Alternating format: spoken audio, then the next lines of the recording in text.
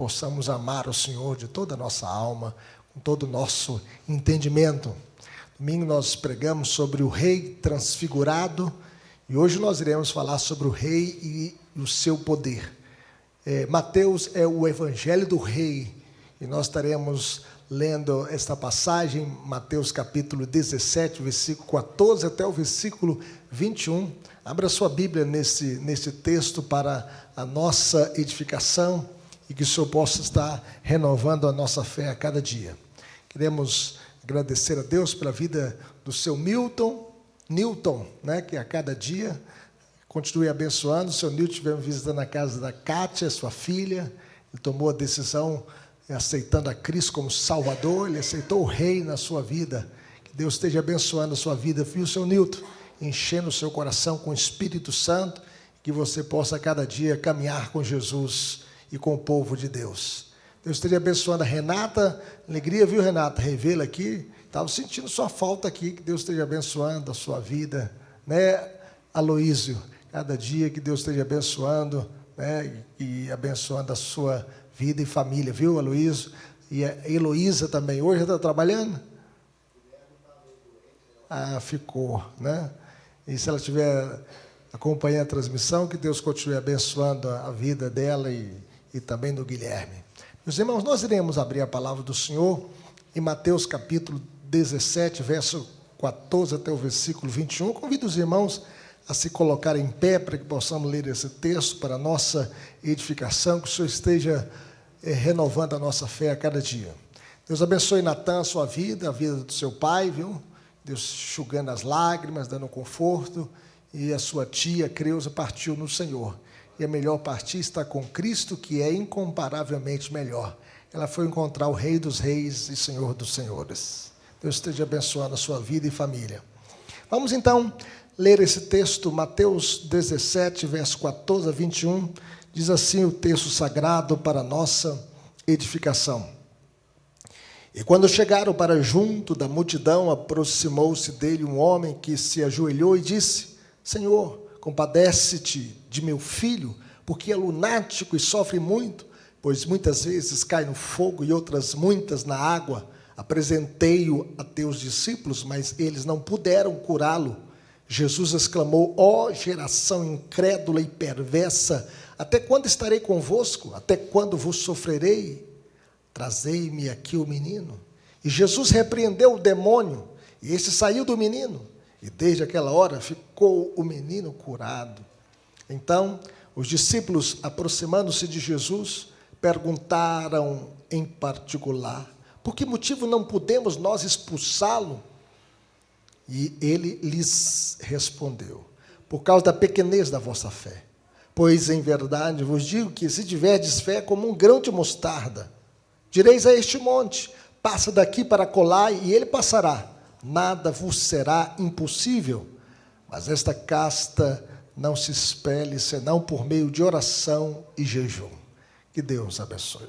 Vamos orar. Pai querido, fale conosco, Senhor. Queremos ouvir a Tua voz, queremos ouvir, ó Deus, o Senhor falando ao nosso coração.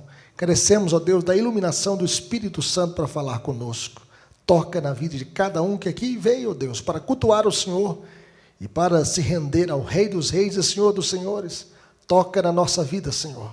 Que o Senhor esteja libertando os cativos, que o Senhor esteja edificando o Teu povo, que o Senhor esteja santificando a Tua igreja, que o Senhor esteja, ó Deus, dando a bênção, que o Teu reino possa, ó Deus, avançar, pois sabemos, ó Deus, que o Senhor está sentado no trono. O trono dos homens, ó Deus, passa, mas o trono do Senhor permanece para sempre. Ó Senhor, porque o Senhor reina, e o Senhor reina soberanamente. Tua palavra diz que a morte e o inferno, ó Deus, estão nas Tuas mãos. Ó Senhor, o Senhor reina. E que o Senhor esteja abrindo os corações, ó Deus, também, para que possam ouvir a Tua palavra, e vidas possam nascer de novo, e que pessoas possam se render diante do Senhor. Essa é a nossa oração no nome de Jesus, para a glória de Jesus, agora e sempre. Amém. Podem sentar, meus irmãos. Qualquer pessoa que já tenha tido um filho portador de lesão grave ou doença crônica, seja física, emocional ou espiritual, sofre junto com ele. O sofrimento do filho faz parte da dor dos pais. Os pais sofrem junto. Quando acontece qualquer calamidade com o filho, uma dor, um acidente, uma doença crônica, os pais sofrem junto.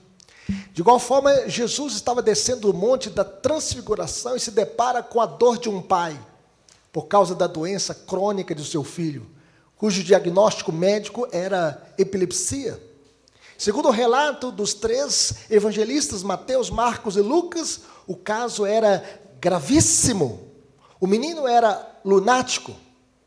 Alguns falam enfeitiçado pela lua. A palavra lunático vem de lua. E esse menino sofria muito. No mundo antigo, a convulsão epilética estava associada a poderes transcendentais da lua. É como se a lua mudasse, então a pessoa ficava perturbada, lunática. Muitas vezes, esse menino caía no fogo, na água. Ele espumava pela a boca, ele rangia os dentes, ele ficava rígido. Ele entrava em convulsão, ele rolava no chão como se fosse um porco. Ele falava, ele não falava, mas ele gritava. Você consegue imaginar o quanto essa família estava sofrendo por causa da doença crônica deste menino? O pai tentou levar o menino a Jesus, mas encontrou 9 discípulos restantes, esperando o seu retorno da montanha, porque Jesus estava no monte da transfiguração. Os discípulos até tentaram expulsar o demônio e curar o menino, mas não puderam. Era algo maior do que a capacidade deles. Eles não tinham encontrado um caso tão grave, tão crônico, como a história deste menino que estava endemoniado. Por essa razão, Jesus repreendeu a falta de fé dos seus discípulos, dizendo: ó geração incrédula e perversa, até quando estarei convosco? Até quando vos sofrereis? Vos sofrerei? Trazei-me aqui o menino. E Jesus repreendeu o demônio, e esse saiu do menino, e desde aquela hora o menino ficou completamente curado, são da sua moléstia, da sua perturbação espiritual, da sua possessão diabólica. Os discípulos fracassaram, mas Jesus libertou este menino de todo o mal de Satanás. A grande ideia dessa passagem, meus irmãos, é que o Rei Jesus é poderoso para libertar os cativos de Satanás. Vamos dizer isso comigo? O Rei Jesus é poderoso para libertar os cativos de Satanás. Aqui aprendemos, em primeiro lugar, que o Rei Jesus tem compaixão e poder para resolver qualquer problema.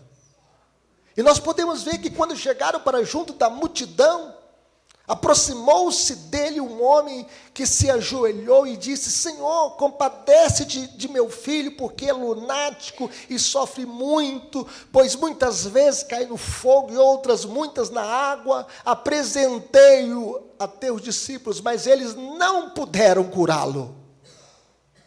Veja bem a incapacidade dos discípulos. Jesus estava descendo do alto do monte com Pedro, Tiago e João. Jesus se transfigurou neste monte. Eles reconheceram a divindade de Jesus, o poder de Jesus. Jesus conversando com Moisés e com Elias. Moisés, o representante da lei. Elias, o representante dos profetas. E Cristo, o cumprimento da lei e dos profetas. E da experiência do alto do monte para a experiência no fundo do vale. Um vale que estava em trevas. Passamos da montanha da glória para o vale da necessidade. Uma família em necessidade, uma família em angústia, um pai aflito. A cena é do sofrimento de um pai desesperado pelo filho endemoniado. E ele se aproxima de Jesus em total humildade. Ele se aproxima de Jesus de joelhos, quebrantado, aos pés de Cristo. Ele se prostra aos pés do Redentor, do Salvador, do Rei dos Reis. E ele clama por misericórdia. Ele diz o seguinte: Senhor, compadece-te de meu filho. A misericórdia de Deus, meus irmãos, é a causa de não sermos consumidos. É como diz o profeta Jeremias: quero trazer à memória o que me pode dar esperança. As tuas misericórdias são a causa de não sermos consumidos. Renovam-se cada manhã. Grande é a tua fidelidade. A misericórdia de Deus dura para sempre. Por isso esse homem se prostra diante de Cristo e suplica pelo seu amor, pela sua compaixão, pela sua misericórdia. E ele fala para Jesus o problema do seu filho. Ele era lunático, sofria muito, bem como muitas vezes cai no fogo ou na água.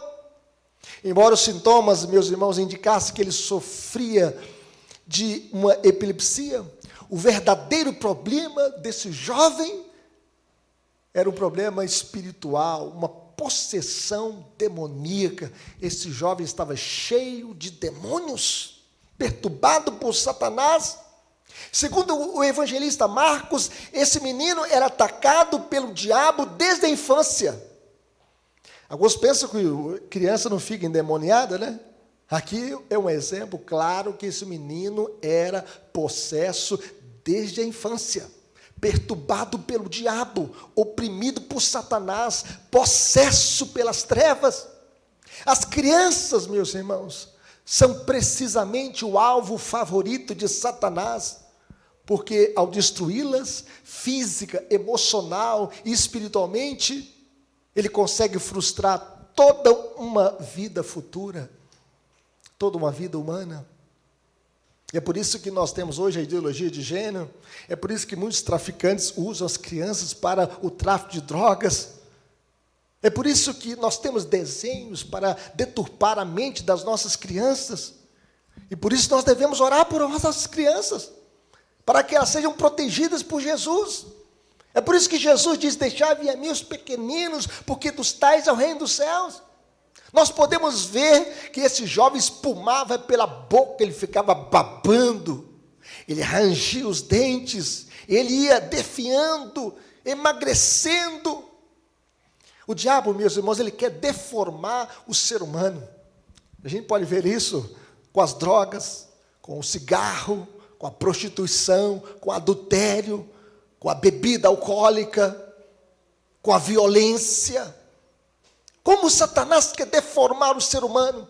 Segundo Jesus, o propósito de Satanás é roubar, matar e destruir. A missão satânica é tripla: matar, roubar e destruir.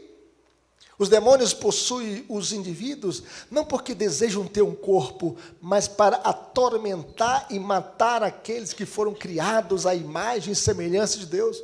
O ser humano é a imagem e semelhança de Deus. Nós refletimos a Deus. Nós representamos a Deus junto à criação e representamos a criação junto a Deus. O homem é a imagem e semelhança de Deus. Mas Satanás quer deformar essa imagem. E essa epilepsia era de origem maligna.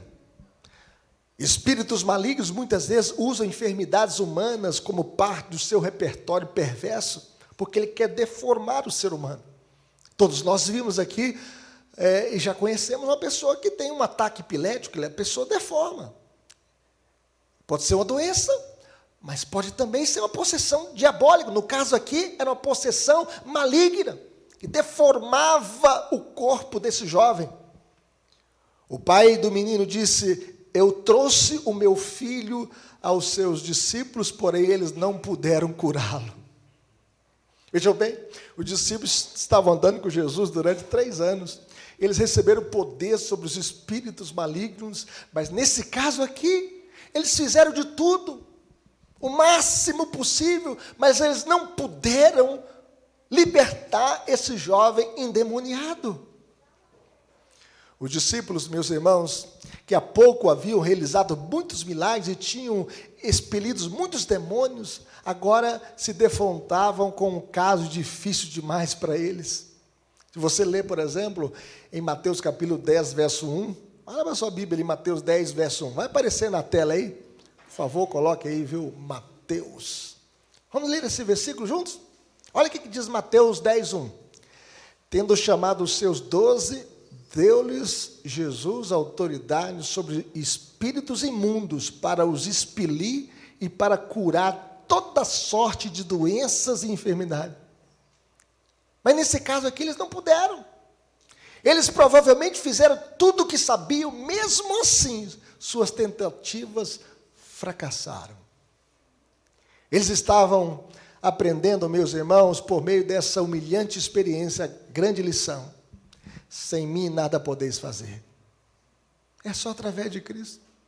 Quem sabe eles achavam que estavam podendo muito, né? Mas é com Cristo. É só com o Senhor. Só Jesus tem poder para libertar a pessoa de toda a sua moléstia e de todo o mal de Satanás. Só Cristo. Sem mim nada podeis fazer. Como igreja, meus irmãos, nós devemos sempre buscar o poder de Jesus. Porque sem Ele nós nada podemos fazer. Não podemos fazer na UPH, na SAF, na UMP, na UPA, na UCP. É só em Cristo. Nós devemos trabalhar na força do Senhor, porque a nossa suficiência vem de Cristo. Como disse o apóstolo Paulo, tudo posso naquele que me fortalece. Mas em segundo lugar, meus irmãos, aqui aprendemos que o Rei Jesus censura a incredulidade humana. Veja bem o que diz aí o verso 17 e 18, vamos ler comigo? Jesus exclamou: ó geração incrédula e perversa, até quando estarei convosco? Até quando vos sofrerei? Trazei-me aqui o menino. E Jesus repreendeu o demônio, e este saiu do menino, e desde aquela hora ficou o menino curado. E aqui nós podemos dizer, a quem Jesus chama de geração incrédula? Ele fala assim, ó geração incrédula e perversa. Quem é essa geração? É a geração dos dias de Jesus. E essa geração incrédula e perversa tem sido relacionada com os discípulos, com os escribas, com também o pai do menino e com o povo. Vamos repetir isso aqui comigo? Os discípulos, os escribas, o pai do menino e o povo. Todas essas interpretações estão corretas. Pois em Marcos, o pai confessa pessoalmente a sua falta de fé. Ele fala assim, eu creio, ajuda-me na minha falta de fé. Ele reconhece a sua incredulidade. Ele reconhece a sua falta de fé. Os discípulos não conseguiram realizar a cura por causa de sua falta de fé. Como explica Mateus. E com os escribas, que em vez de revelarem qualquer piedade, estavam muito provavelmente exultando diante da impotência dos discípulos. O texto diz em Marcos que eles estavam discutindo com os discípulos. Quem sabe zombando deles. Olha, vocês não têm poder nenhum, vocês andaram com Jesus, mas você não pode libertar esse jovem. Vocês oraram, vocês clamaram, mas nada aconteceu na vida desse jovem, ele continua possesso. E com a multidão em geral, que nos evangelhos é apresentada como estando muito preocupada consigo mesma do que com os outros. Jesus, ele disse à multidão o seguinte, vós me procurais não porque vistes sinais, mas porque comestes pães e vos fartastes. A multidão estava preocupada com o pão, estava preocupada apenas com o estômago, estava preocupada apenas consigo mesma, e não em servir a Cristo. Num grau, meus irmãos, maior ou menor, todos sofriam da falta de fé. Em outras palavras, a incredulidade é o maior perigo de todos, tanto do cristão quanto do não cristão. A Bíblia diz que sem fé é impossível agradar a Deus. A Bíblia diz que a fé é a certeza de coisas que se esperam e a convicção de fatos que não se veem. A Bíblia diz que nós andamos por fé e não por vista. Jesus descreveu a sua geração como uma geração incrédula e perversa. Ser incrédulo é ser desprovido de confiança na verdade e é não ser comprometido de alma e coração com os caminhos de Deus. É levar a Deus, meus irmãos, de qualquer maneira, é não levar a Deus a sério, é zombar de Deus e viver uma vida fria, relapsa, uma vida mais amando o mundo do que a Deus, mais amando os prazeres do que a Deus. Segundo John Hyler, a fé é a chave do sucesso na guerra espiritual do crente, mas a incredulidade é o caminho garantido da derrota. E você quer ser derrotado na sua vida, seja incrédulo. Mas se você quer ser vitorioso na sua guerra contra o mal, contra o pecado, contra o mundo, viva pela fé. Viva pela fé. E aqui a palavra traduzida como perversa significa literalmente distorcida ou torcida. Segundo Sproul, o senso de certo e errado do povo estava distorcido. Eles admitiam o mal e ridicularizavam a virtude. Seus valores estavam de cabeça para baixo. Valores invertidos. Nós vivemos numa sociedade onde o bem é chamado de mal e o mal é chamado de bem. Em suma, eram perversos. E isso soa, meus irmãos, para você alguma coisa? Nós vivemos em uma época em que o mal é celebrado, a justiça é ridicularizada. E isso acontece porque vivemos em uma época marcada pela ausência de fé. A incredulidade é o caminho aberto para todos os males. A incredulidade abre a porteira para todas as moléstias desta vida. Aqueles que não creem também não obedecerão. Aqueles que não acreditam viverão no caminho da perversidade. E aí Jesus pergunta: até quando estarei convosco? Jesus sabia que o seu ministério terreno estava chegando ao fim. Até quando eu estarei convosco? Até quando vos sofrerei? Em outras palavras, até quando preciso continuar em tal companhia indigna? Até quando preciso sofrer tais provocações de incredulidade e perversidade? No entanto, Jesus não estava preso, meus irmãos, pelos grilhões da incredulidade e da perversidade. Ele se voltou para aquele pai aflito, aquele pai que suplicou por misericórdia, aquele pai que estava sofrendo por causa do seu filho endemoniado, e disse para ele: trazei-me aqui o menino. Traga o menino. Segundo o evangelista Marcos, quando ele viu Jesus, o Espírito imediatamente o agitou com violência, e ele, caindo por terra, revolvia-se, espumando.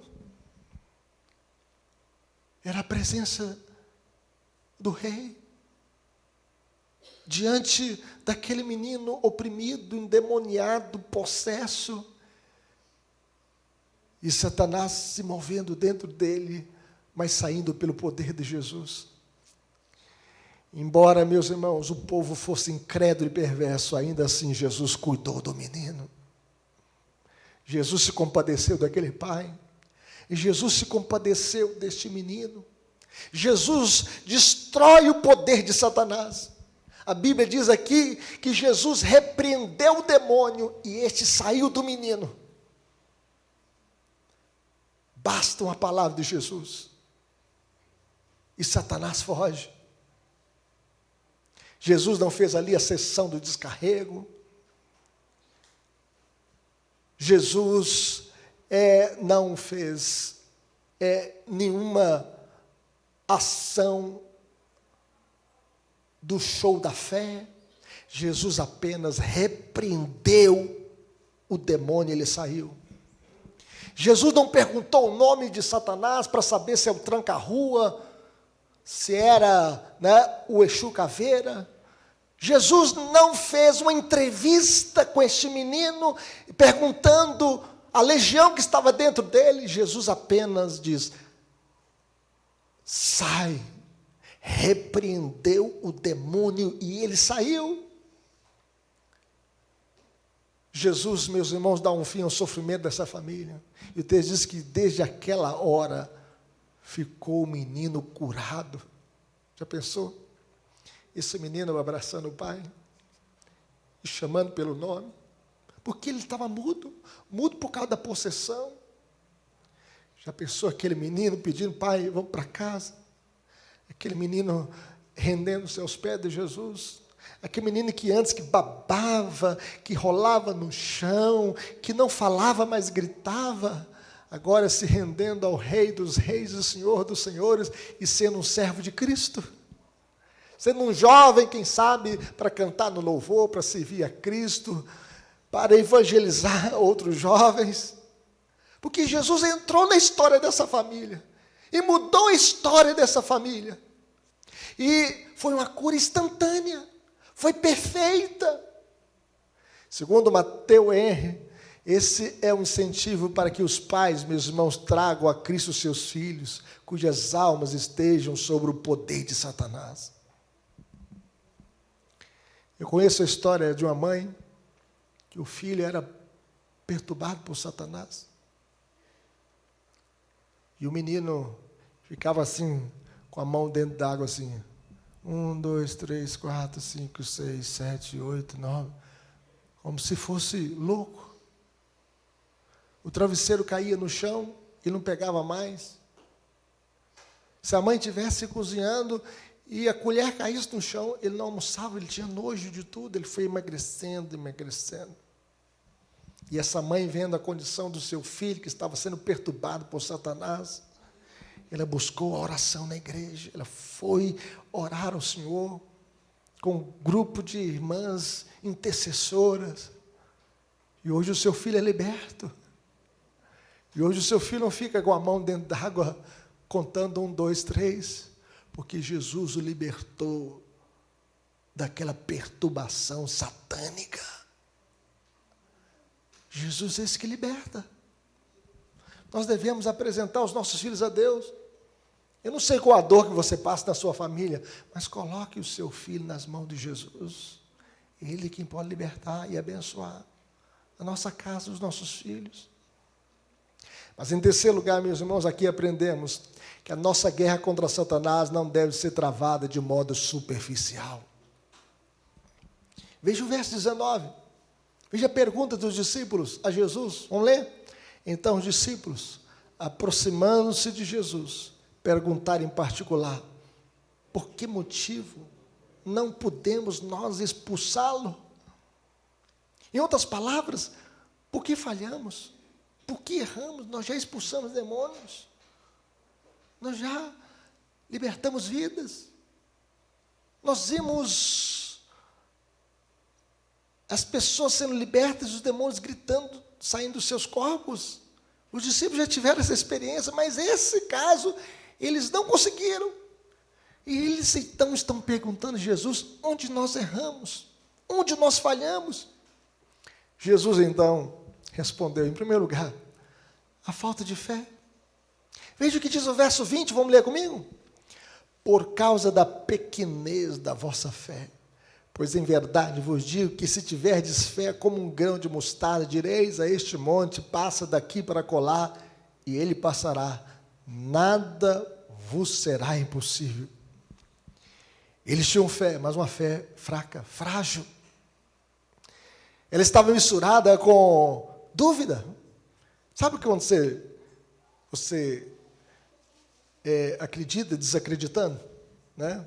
Eu lembro de um irmão certa feita, né? Que ele ajoelhou diante de uma árvore, né?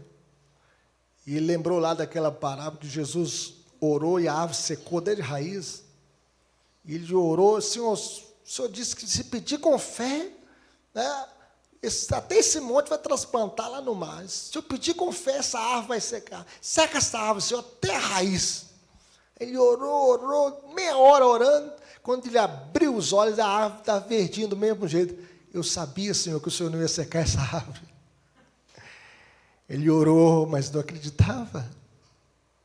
Esta oração, meus irmãos, é a oração de um crédulo. Muitas vezes a gente ora para as pessoas serem curadas, mas a gente fala assim, eu sabia que o Senhor não ia curar. Para que você orou então? Muitas vezes a gente não acredita, a gente ora para o enfermo, a gente não acredita que ele possa ser curado. Ore a Deus, por pior que seja a enfermidade, clame ao Senhor. Ore com fé, porque Deus pode fazer muito mais do que pedimos ou pensamos, confiamos no seu poder que opera em nós. A oração estava misturada com dúvida, ela estava diluída no pensamento do mundo. A incredulidade, meus irmãos, nada pode fazer pelo bem dos outros, mas a fé tudo pode. Uma fé que possa ser comparada a um grão de mostarda, uma fé viva e verdadeira, embora pequena. Segundo Spurgeon, nossa fé pode ser pequena como um grão de mostarda, mas se for viva e verdadeira, ela nos une ao onipotente. Deus é onipotente. Quem faz milagres é Deus, não somos nós. Nada é impossível quando se tem a fé verdadeira. E a expressão aqui, transportar montanhas, é uma forma proverbial da época que significava tanto quanto tornar possível o que parece impossível. Tem muita coisa, meus irmãos, que parece impossível, mas Deus pode tornar possível. Alguém disse que a fé já removeu montanhas, poderosos impérios caíram, seitas pagãs e a impiedade entrincheirada. Deus é quem pode mudar situações. O que pede, recebe, o que busca, encontra, e quem bate, abrir-se-lhe-á. Deus pode fazer muito mais do que pedimos ou pensamos, conforme o seu poder que opera em nós.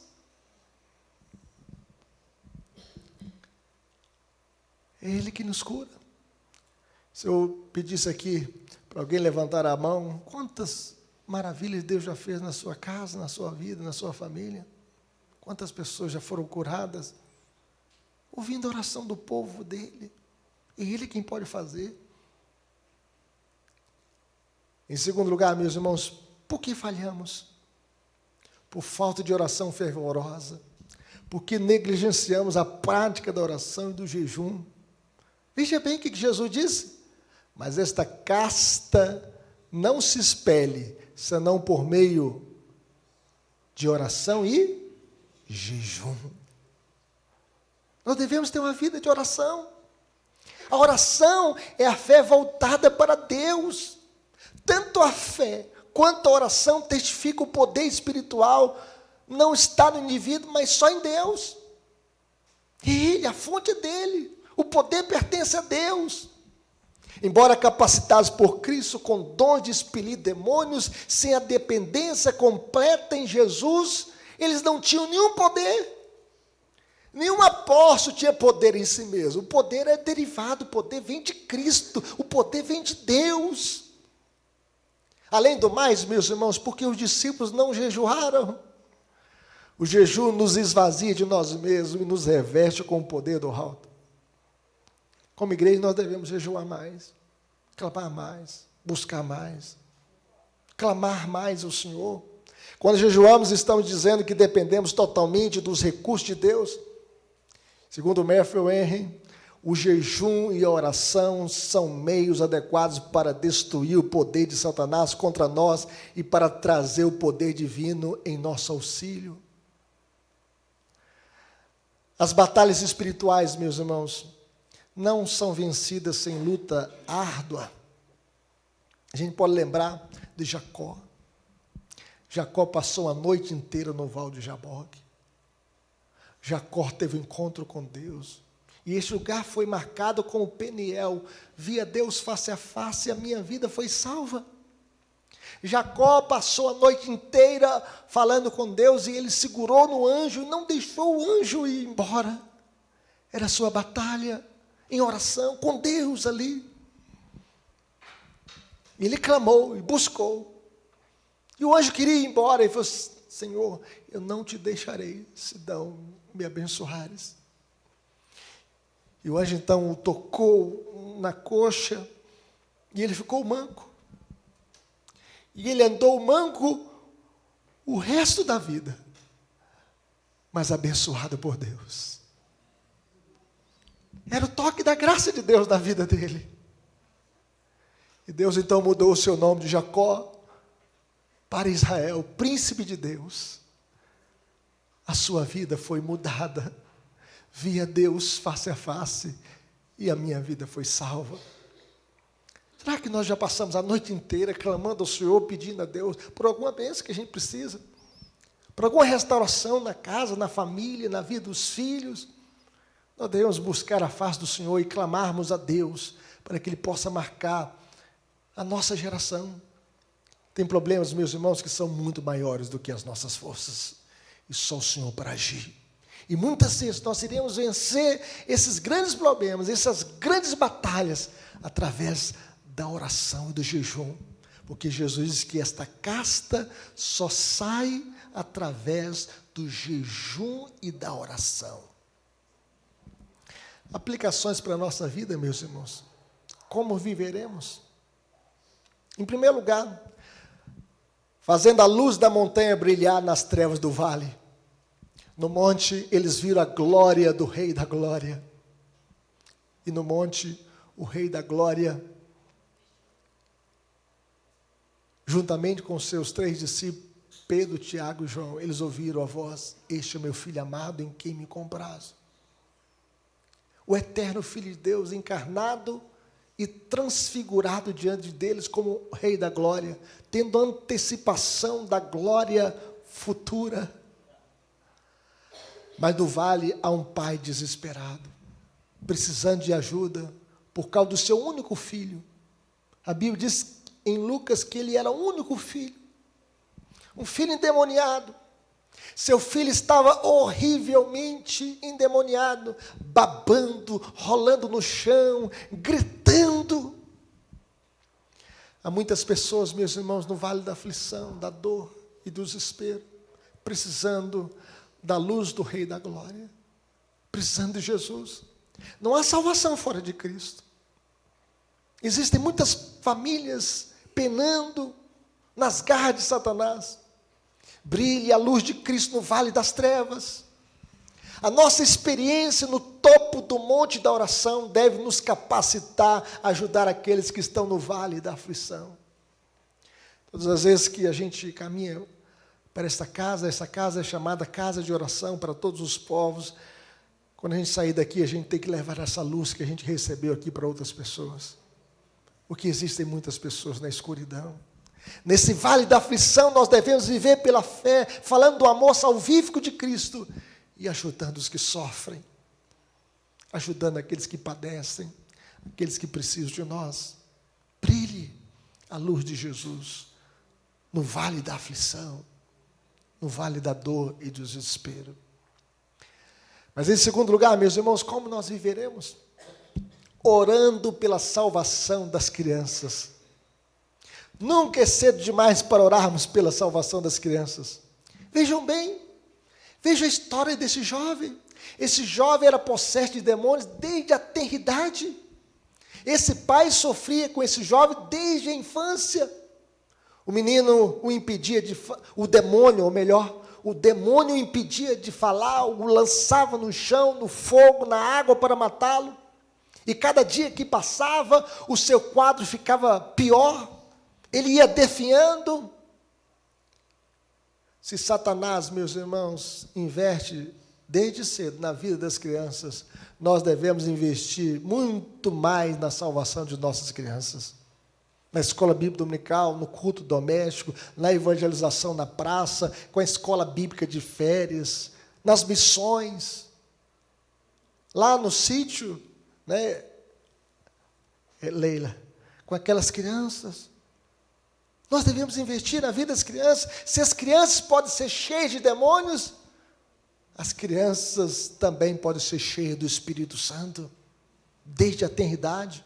Nós devemos orar para que as crianças sejam cheias do Espírito Santo, para que sejam bênçãos na escola, para que a ideologia de gênero, para que as tentações deste mundo caído não possam cativar as nossas crianças, e que nós possamos conduzir os nossos filhos aos pés de Jesus, como Ele mesmo diz: deixai vir a mim os pequeninos, porque dos tais é o reino dos céus. Eu fico pensando, meus irmãos, alguns pais da igreja, como são relapsos. Pessoas que às vezes são membros da nossa igreja, que recebemos aqui, nunca vieram na escola dominical, nunca trouxeram os seus filhos para a escola dominical. Aí depois o menino entra na adolescência, começa a fumar maconha e sai da igreja, culpa a igreja ainda. Fala que é culpa do pastor, do presbítero, da igreja que não investiu. Os pais é que são obrigados por Deus a trazer os seus filhos para a casa de Deus. A Bíblia diz, ensina a criança no caminho que se deve andar, e ainda quando for velho, não se desviará dele. Se você quer que o seu filho seja uma bênção, invista na educação dos seus filhos, ore para os seus filhos. Os filhos estão dormindo lá, entre no quarto do seu filho e ore, Senhor, que o meu filho seja cheio do Espírito Santo, que a minha filha possa andar nos caminhos do Senhor, que ela não possa se misturar com esse mundo caído, que ela não possa cair em pecado, na prostituição, nas drogas, nas orgias, nas ideologias deste mundo caído, mas que possa ser cheia do Espírito Santo. Clame a Deus pelos seus filhos, não abra mão dos seus filhos. O crente, meus irmãos, tem que fazer como o pastor Antônio Elias fez. Eu não criei filhos para povoar o inferno.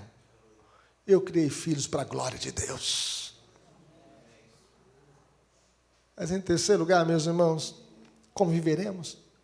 Cultivando uma vida de fé e oração. Pela fé que nós vencemos os obstáculos da vida. Não tem família sem problema, não.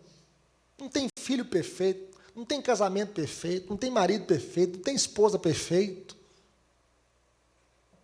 E nós iremos vencer as batalhas da vida através da oração. Através da oração. Sem fé é impossível agradarmos a Deus. De igual forma, sem uma vida de oração, nós fracassamos na nossa luta contra o diabo. Os discípulos perguntaram, eles ficaram arrasados, fracassados. Se sentiram ridicularizados pelos escribas. E eles perguntaram, por que motivo não podemos nós expulsá-lo? Jesus respondeu, esta casta não se expele senão por meio de oração e jejum. Não há poder espiritual sem oração, meus irmãos. Muita oração, muito poder, pouca oração, pouco poder. Nenhuma oração, nenhum poder. Nós devemos buscar uma vida cheia do Espírito Santo. Não pense que o diabo tem medo de você, não. Nem do pastor, nem do presbítero, ele tem medo de Jesus. Se você for cheio do Espírito Santo, você vai fazer diferença neste mundo mal. O poder não vem de dentro, o poder vem do alto, vem de Cristo. É Ele que nos abençoa, é Ele que é quem aviva a nossa alma. O poder espiritual não está no indivíduo, o poder está em Cristo, o poder pertence a Cristo. Por isso nós devemos cultivar uma vida de fé e oração, porque esta casta só sai através de oração e jejum. Que Deus nos abençoe. Amém?